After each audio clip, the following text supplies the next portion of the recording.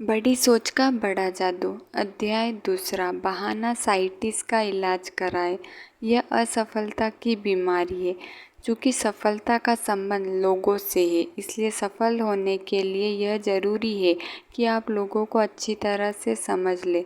अगर आप लोगों को ध्यान से देखेंगे तो आप उनसे यह सीख सकते हैं कि ज़िंदगी में सफल कैसे हुआ जा सकता है, और यह भी सीखने के बाद आप उसे अपने जीवन में उतार भी सकते हैं, अभी हाल, बिना देरी के। लोगों का अध्ययन गहराई से करें, और जब आप ऐसा करेंगे तो आप देखेंगे कि असफल लोग को दिमाग की एक भयानक बीमारी होती है। हम इस बीमारी को बहाना साइटिस का नाम दे सकते हैं। हर असफल व्यक्ति में यह बीमारी बहुत विकसित अवस्था में पाई जाती है, और अधिकतर आम आदमियों में यह बीमारी थोड़ी बहुत तो होती ही है। आप पाएंगे कि बहाना साइटिस की बीमारी सफल और असफल व्यक्तियों के बीच का सबसे बड़ा अंतर होती है। सफल की सीढ़ियों पर बिना रुके चढ़ने वाले व्यक्ति बहाना साइटिस का रोगी नहीं होता है, बल्कि असफलता पर लगातार फिसलने वाला व्यक्ति बहाना साइटिस से गंभीर रूप से पीड़ित होता है। अपने आसपास के लोगों को देखें, पर आप पाएंगे कि जो व्यक्ति जितना सफल होता है वह उतने ही कम बहाने बनाता है। परंतु जो व्यक्ति कहीं नहीं पहुंच पाता और उसके पास कहीं पहुंचने की कोई योजना भी नहीं होती, उसके पास बहाने थोक में मौजूद रहते हैं। असफल लोग फौरन से बता देते हैं कि उन्होंने काम क्यों नहीं किया, या वे उसे क्यों नहीं करते, या वे उसे क्यों नहीं कर सकते, या कि वे असफल क्यों हैं। सफल लोगों की ज़िंदगी का अध्ययन करें और आप उन सब में एक बात पाएंगे। असफल लोग जो बहाने बनाते हैं, सफल व्यक्ति भी वही बहाने बना सकता है, परंतु वह बहाने नहीं बनाता। मैं जितना भी बेहद सफल बिजनेसमैनों, ऑफिसरों, सेल्समैन, प्रोफेशनल व्यक्तियों या किसी भी क्षेत्र के लोगों से मिला हूँ या उनके बारे में मैंने सुना है, उनके सामने बहाने की कोई कमी नहीं थी। रूजवेल्ट अपने बेजान पैरों का बहाना बना सकते थे। ट्रूमैन शिक्षा की कमी का बहाना बना सकते थे। केनेडी यह कह सकते थे कि प्रेसिडेंट बनते समय मेरी उम्र कम थी। जॉनसन हार्ट अटैक के बहाने के पीछे छुप सकते थे। किसी भी बीमारी की तरह बहानसाइटिस का अगर वक्त पर सही इलाज नहीं किया जाए तो हालत बिगड़ सकती है। विचारों की इस बीमारी का शिकार व्यक्ति इस तरह से सोचता है, मेरी हालत उतनी अच्छी नहीं है जितनी की होनी चाहिए। अब मैं लोगों के सामने अपनी इज्जत बचाने के लिए कौन सा बहाना बना सकता हूँ। बुरी सेहत, शिक्षा का अभाव, ज़्यादा उम्र, कम उम्र, बदकिस्मत व्यक्ति, प्रॉब्लम, बुरी पत्नी, माँ बाप की गलत परवरिश। असफल की बीमारी से पीड़ित व्यक्ति जब किसी अच्छे बहाने को चुन लेता है तो फिर वह इसे कसकर जकड़ लेता है। फिर वह इसे बहाने के सहारे लोगों को और खुद को यह समझाता है कि वह जीवन में आगे क्यों नहीं बढ़ पा रहा है। और हर बार जब यह बीमारी व्यक्ति बहाना बनाता है तो यह बहाना उसके अवचेतन में भी गहराई तक चला जाता है।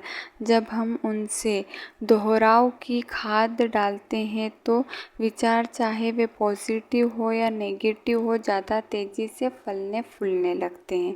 शुरुआत में तो बहाना साइटिस का रोगी जानता है कि उसका बहाना झूठ है, परंतु वह जितनी ज़्यादा बार अपने बहाने को दोहराता है उतना ही उसे लगने लगता है कि यही सच है, कि यही उसकी असफलता का असली कारण है। सफलता की राह में अपने चिंतन को सही दिशा में ले जाने के लिए सबसे पहले तो आपको यह कदम उठाना पड़ेगा कि अब बहाना साइटिस के बचाव के लिए वैक्सीन लगवा लें। यह इसलिए ज़रूरी है क्योंकि बहानासाइटिस एक ऐसी बीमारी है जो इंसान को ज़िंदगी भर सफल नहीं होने देती है। बहानासाइटिस की बीमारी कई तरह की होती है, परंतु मोटे तौर पर यह 4 प्रकार की होती है: सेहत का, बुद्धि का, उम्र का और किस्मत का। आइए हम देखते हैं कि इन सब में खुद को किस तरह बचा सकते हैं।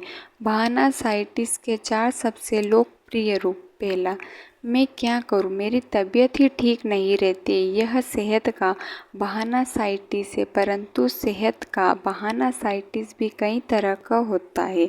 कई लोग बिना किसी बीमारी के यूं ही कहते हैं, मेरी तबीयत ठीक नहीं लग रही है, जबकि कई लोग अपनी बीमारी का नाम जोर देकर अंडरलाइन करते हैं और फिर विस्तार से आपको बताते हैं कि उनके साथ क्या गड़बड़ है। बुरी सेहत को लेकर 1000 बहाने बनाए जा सकते हैं और उसमें यह सिद्ध किया जा सकता है कि अपनी बीमारी के कारण ही आदमी वह नहीं कर पा रहा है जो वह करना चाहता है। अपनी बीमारी के कारण ही वह बड़ी जिम्मेदारियों का बोझ नहीं ले पा रहा है। इसी कारण यह ज़्यादा पैसे नहीं कमा पा रहा है। इसी कारण वह सफल नहीं हो पा रहा है। लाखों करोड़ों लोग सेहत के बहानासाइटिस से पीड़ित रहते हैं, परंतु क्या अधिकतर मामले में यह सिर्फ बहाना नहीं होता है? जरा एक पल के लिए सोचें कि बेहद सफल लोग भी अपनी सेहत का रोना रो सकते हैं,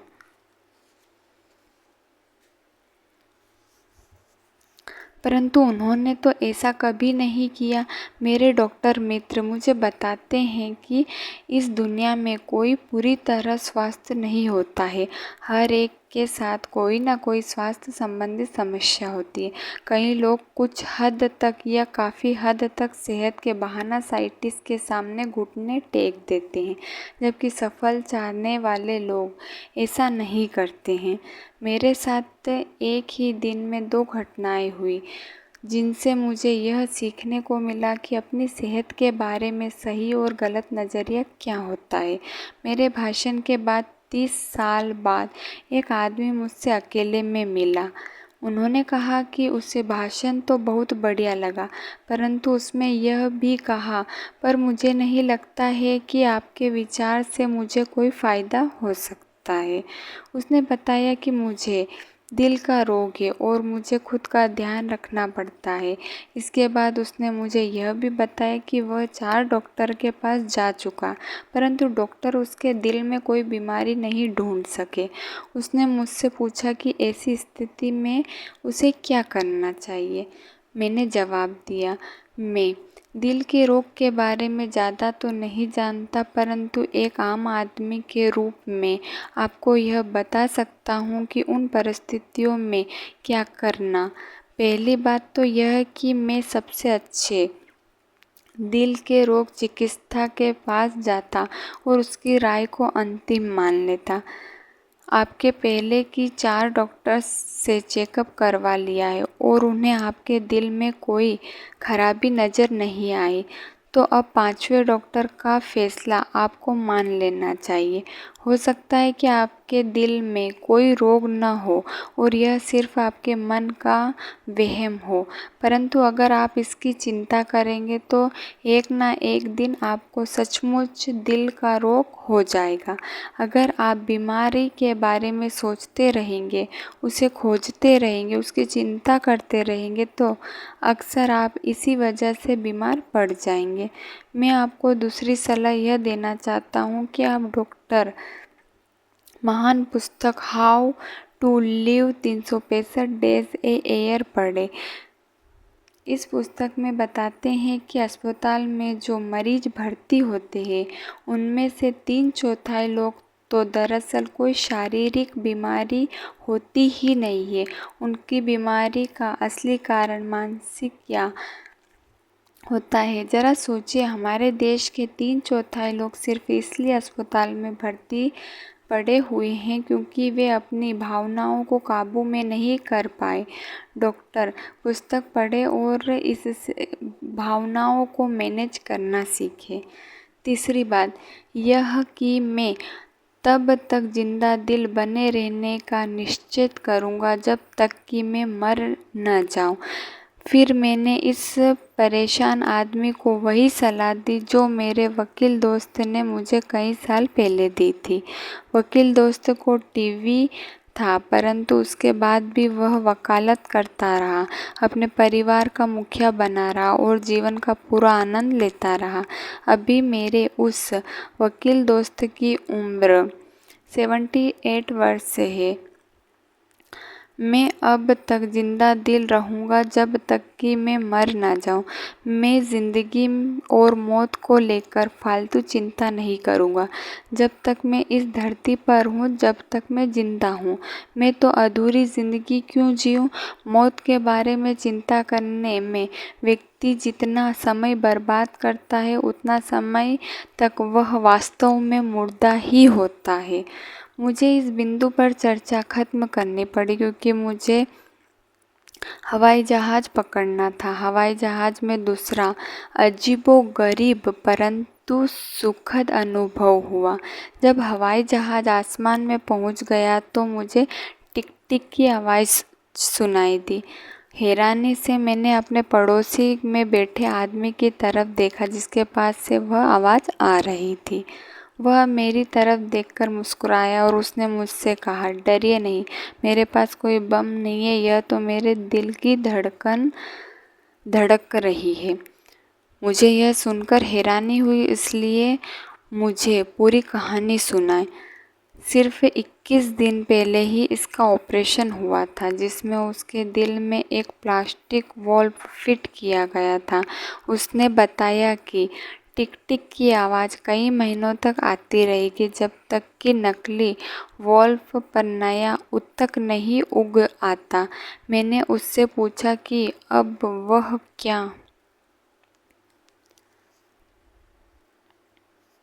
करने वाला है। अरे, उसने कहा, मेरी बहुत सी योजनाएं हैं।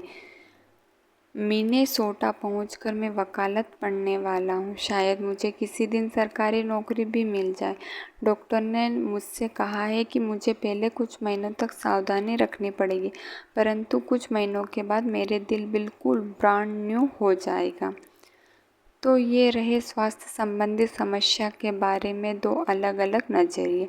पहले आदमी में यह जानता भी नहीं था कि उसे कोई बीमारी भी है या नहीं। इसके बावजूद वह परेशान था, हार के रास्ते पर जा रहा था और आगे नहीं बढ़ने के बहाने बना रहा था। दूसरा आदमी का हाल ही में बहुत बड़ा ऑपरेशन हुआ था, फिर भी वह कुछ नया करने के लिए उत्सुक था, आशावादी था। अपनी सेहत के बारे में दोनों की सोच में कितना बड़ा फ़र्क है। सेहत के बहाना साइटिस का मुझे व्यक्तिगत अनुभव भी है। मुझे डायबिटीज़ है। अब मुझे यह बीमारी हुई कोई इंसुलेशन पहले तो डॉक्टर ने मुझे यह कहा कि डायबिटीज़ एक शारीरिक बीमारी है, परंतु अगर इसके बारे में आपका नज़रिया नेगेटिव रहेगा तो आप बहुत परेशान रहेंगे और आपकी बीमारी भी बढ़ सकती है। अगर आप इसके बारे में चिंता करते रहेंगे तो आपकी बीमारी नर्क बन सकती है। डायबिटीज़ होने के बाद मैं बहुत से मरीजों के संपर्क में आया। मैं आपको बता दूं कि इस बीमारी के बारे में लोगों में कितने विरोधाभासी विचार होते थे। एक आदमी को यह बीमारी शुरुआत अवस्था में है और वह इसे लेकर बहुत परेशान रहता है। जरा सा मौसम बदलता तो वह घबरा जाता, मूर्खतापूर्वक रूप से अपने आप को लबादे में छुपा लेता। उसे इन्फेक्शन से इतना डर लगता था कि वह सर्दी खांसी वाले आदमी को देखते ही दूर भाग जाता था। वह डरता था कि कहीं वह ज़्यादा मेहनत न कर ले, इसलिए वह कभी कुछ करता ही नहीं है। इसका अधिकतर समय तो मानसिक ऊर्जा इसी चिंता में बर्बाद होते हैं कि उसके साथ क्या क्या बुरा हो सकता है। वह दूसरे लोगों को अपनी भयानक बीमारी की सच्ची झूठी दास्तान सुना सुना कर बोर करने लगा। दरअसल उसकी असली बीमारी डायबिटीज़ नहीं है, वह तो सेहत के बहाना साइटिस से पीड़ित है। वह बीमारी को असफलता के बहाने की तरह इस्तेमाल कर रहा है। किस लिए? क्योंकि वह लोगों को सहानुभूति हासिल करना चाहता है। दूसरी तरफ एक बड़ी प्रकाशनल फर्म का डिवीज़न मैनेजर है जो डायबिटीज़ का गंभीर रोगी है। वह ऊपर वाले मरीज़ से 30 गुना ज़्यादा इंसुलिन लेता है, परंतु वह बीमारी की तरह नहीं जीता है। उसे अपने काम में मज़ा आता है और वह ज़िंदगी का पूरा आनंद लेता है। एक दिन उसने मुझसे कहा, देखा जाए तो डायबिटीज़ एक समस्या तो है, पर दाढ़ी बनाना भी तो एक समस्या है और मैं इस बारे में चिंता कर कर के सचमुच बीमार नहीं पड़ना चाहता। जब मैं इंसुलिन के इंजेक्शन लेता हूँ तो मैं अपनी बीमारी को नहीं कोसता हूँ, बल्कि उस आदमी को दुआएं देता हूँ जिसने इंसुलिन की खोज की। मेरा एक बहुत अच्छा दोस्त 1945 में जब युद्ध से लौटा तो उसका एक हाथ कटा हुआ था। उसके बावजूद जॉन हमेशा मुस्कुराता रहता था, हमेशा दूसरों की मदद करता रहता था। मैं जितने भी आशावादी लोगों को जानता हूँ, जॉन उन सब से ज़्यादा आशावादी था। एक दिन मैंने उससे उसके कटे हुए हाथ के बारे में लंबी चर्चा की।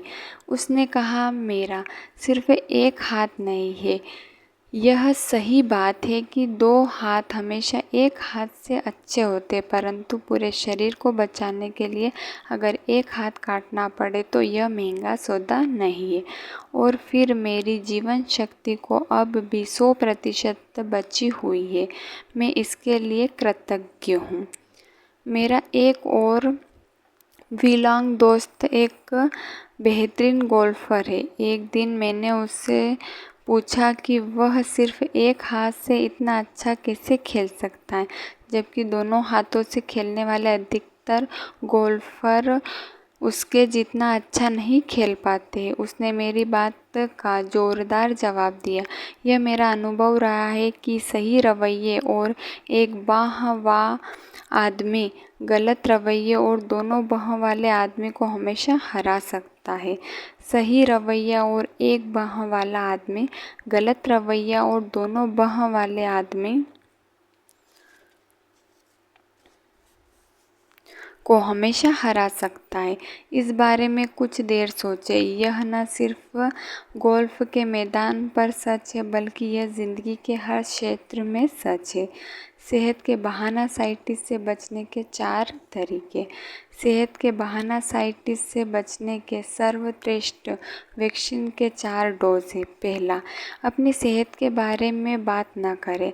आप किसी बीमारी के बारे में जितनी ज़्यादा बात करेंगे, चाहे वह साधारण सी सर्दी ही क्यों न हो, वह बीमारी उतनी ही बिगड़ती जाएगी। बुरी सेहत के बारे में बात करना कांटों को खाद पानी देने की तरह है। इसके अलावा अपनी सेहत के बारे में बातें करते रहना एक बुरी आदत है। इससे लोग बोर हो जाते हैं। इससे आपको आत्म केंद्रित और बुढ़िया की तरह बातें करने वाला समझा जा सकता है। सफलता की चाह रखने वाले आदमी अपनी बुरी सेहत के बारे में चिंता नहीं करता। अपनी बीमारी का रोने से आपको थोड़ी सहानुभूति तो मिल सकती है। और मैं शक्ति शब्द पर जोर देना चाहूँगा, परंतु जो आदमी हमेशा शिकायत करता रहता है, उसे कभी किसी का सम्मान, आदर या वफादारी नहीं मिल सकती। दूसरा, अपनी सेहत के बारे में फालतू की चिंता करना